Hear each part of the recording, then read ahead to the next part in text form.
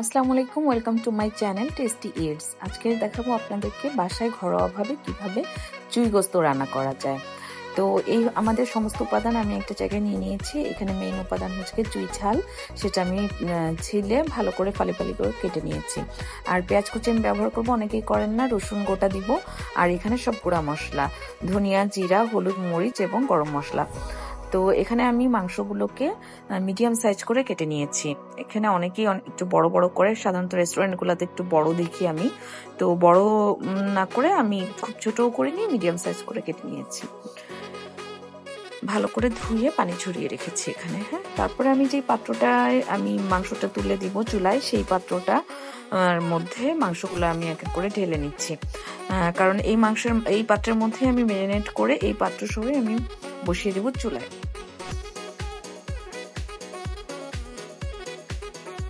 হলুদ গুঁড়া, মরিচের গুঁড়া, জিরা গুঁড়া, ধনিয়া গুঁড়া, তারপরে হচ্ছে কি এলাচ, লবঙ্গ, দারচিনি, এগুলো সব মিক্স করে নিলাম। এরপরে হচ্ছে আমি মিক্স করে নিব হচ্ছে তেজপাতা। তো এগুলো একসাথে দিয়ে আমি ভালোভাবে মেখে নিব।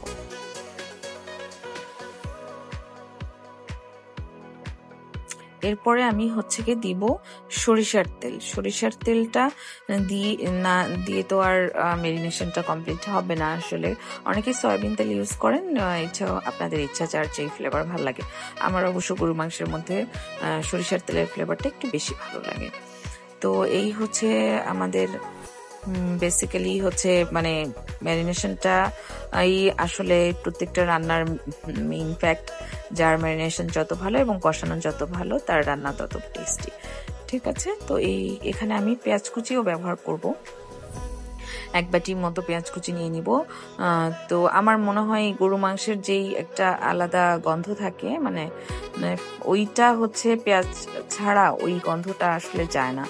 তো আমরা অনেকেই অনেক ধরনের মশলা ইউজ করি। আদা রসুনের পেস্ট নিয়ে নিচ্ছি, আবার আর একটু তেল দিয়ে দিচ্ছি। তেলটা আসলে আমি কোনো পরিমাণে নিই। আদা রসুনের পেস্ট আমি হচ্ছে 2 টেবিল চামচ করে নিয়েছি, মরিচের গুঁড়াও 2 টেবিল চামচ, বাকিগুলো সব 1 টেবিল চামচ করে। কিন্তু তেলের কোনো পরিমাণ করি নাই আমি, এটা হাতের আন্দাজ মতো। মেরিনেশনের সময় আপনারা বুঝবেন জিনিসটা শুকনা না হচ্ছে ভেজা ভেজা, তো আপনি নিজের আন্দাজ মতো দিবেন। এখানে আমি চুলায় বসিয়ে নিলাম, পুরা পাত্রটা বসিয়ে নিলাম। তারপরে হচ্ছে নাড়তে হবে, প্রচুর কষাতে হবে। এই রান্নার মেইন মূল মন্ত্র হচ্ছে কষানো।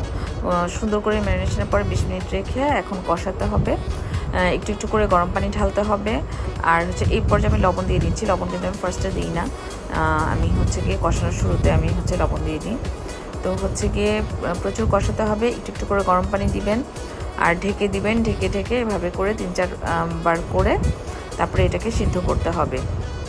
এই যে আমি একটু গরম পানি দিয়ে ঢেকে দিয়েছিলাম, পানি শুকিয়ে যাওয়ার পরে আবার ভালো করে কষিয়ে নিচ্ছি।